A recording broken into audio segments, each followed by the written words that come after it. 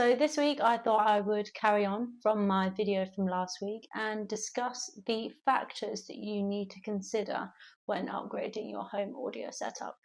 First thing you need to consider is your audio source.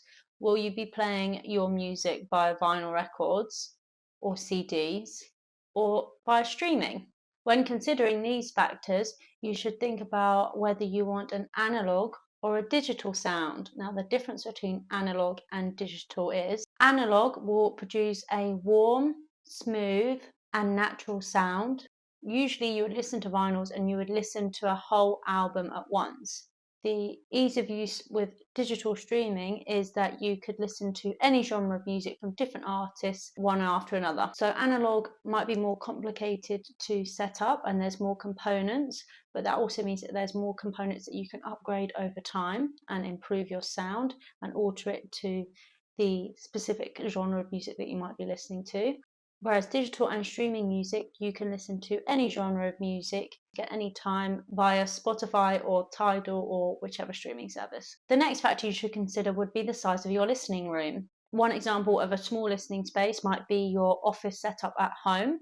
From your computer, you might attach a small portable or desktop DAC, for example, a Chord Electronics Mojo 2, or you might attach a small integrated amplifier that is a DAC and an amplifier all in one. You would then connect the amp to small speakers, for example, Eclipse, Q Acoustics, those type of speakers that are small, compact, but still pretty powerful. For smaller listening rooms such as your bedroom, you could consider getting a small streamer, for example, a WeM, which is actually a Bluetooth one, which you could then connect to Bluetooth speakers, like a pair of Kefs. Alternatively, you could invest in a small turntable like an Audio-Technica, a pro-ject or a Riga, and then connect that to any of their matching phono preamps from those brands, or something like an hifi audio phono stage. For large listening rooms, you'll obviously want to invest in floor standing speakers. The larger the speakers, the larger and more powerful the power amplifier will need to be. Some well-established and respected brands that sell power amplifiers would be Gold Note,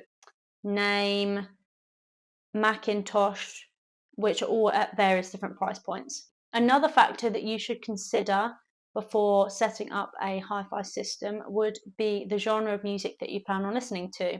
As I spoke about when discussing analog or digital, certain genres of music won't sound, or you're unlikely to use on a vinyl, for example, grime or some hip hop and rap. But when setting up your system, you would probably consider getting a subwoofer, whether small or large, as this would help bring out the bassline of these types of songs. For classical music listeners, when setting up a turntable system, you'll probably want to consider investing in a very good turntable cartridge that will ensure that all the instruments within the pieces of music that you listen to are brought out to their maximum capability and shine through the speakers as if you were in the room with the orchestra. You would consider investing in a good cartridge from somewhere like Waterphone. Finally, you would want to consider the compatibility and the synergy between the components that you do buy. Amplifiers, speakers, and even cables can produce different sound signatures. For example, one speaker might produce a bright sound that brings out a lot of the high frequencies of the music, which might sound really great to you, but then you might pair it with an amplifier that does the opposite and therefore dulls the sound that you wanted to achieve. You might then get frustrated and think, oh, the speakers aren't working, or the amplifier's not working.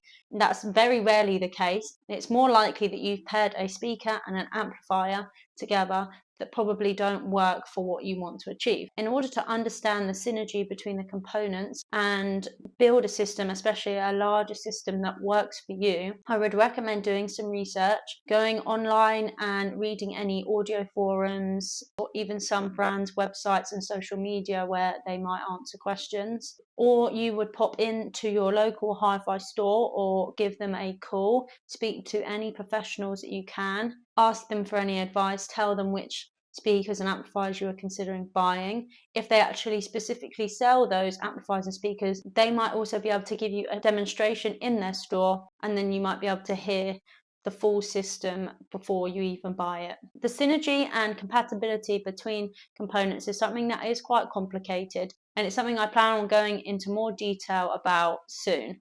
Also, some other factors that you might consider when purchasing and building a hi-fi setup would be the warranty of the components that you plan on buying and the support that comes with those products from either the brands or the hi-fi stores that you buy your components from.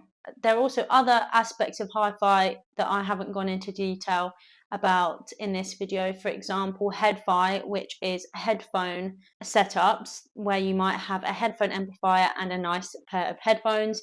This is something I plan on doing a video about soon as well, but that was like a whole other ball game. I think I've covered all the factors that you would consider when building a hi-fi setup, but any hi-fi enthusiasts, please let me know in the comments and let other beginners know if there is anything I've missed off on this list. It'll be good for me to know and also for any beginners.